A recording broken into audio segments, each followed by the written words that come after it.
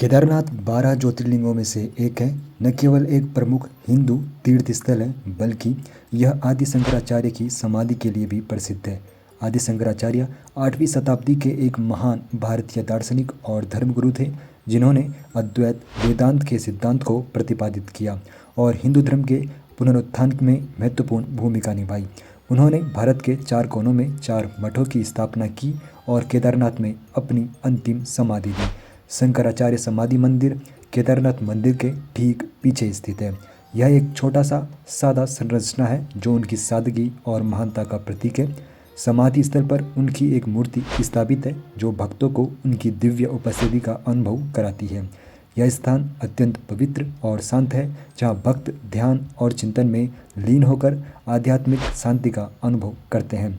आदि शंकराचार्य का केदारनाथ से गहरा संबंध था। उन्होंने न केवल इस पवित्र स्थल की यात्रा की, बल्कि यहाँ रहकर उन्होंने अपने विचारों और शिक्षाओं का प्रसार भी किया।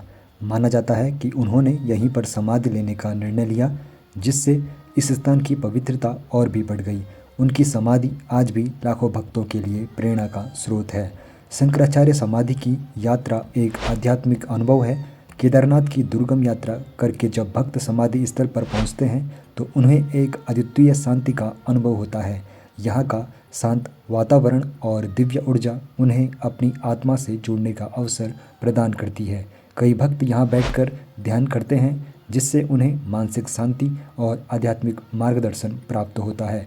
शंकराचार्य समाधि न केवल एक धार्मिक स्थल है, बल्कि यह भारतीय संस्कृति और दर्शन का भी प्रतीक है।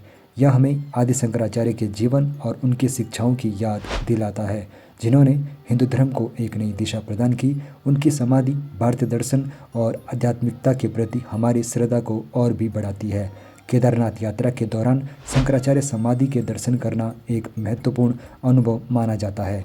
यह न केवल एक धार्मिक कर्तव्य है, बल्कि यह एक आध्यात्मिक यात्रा भी है, जो हमें अपने आप को और अपने जीवन के उद्देश्य को समझने में मदद करती है।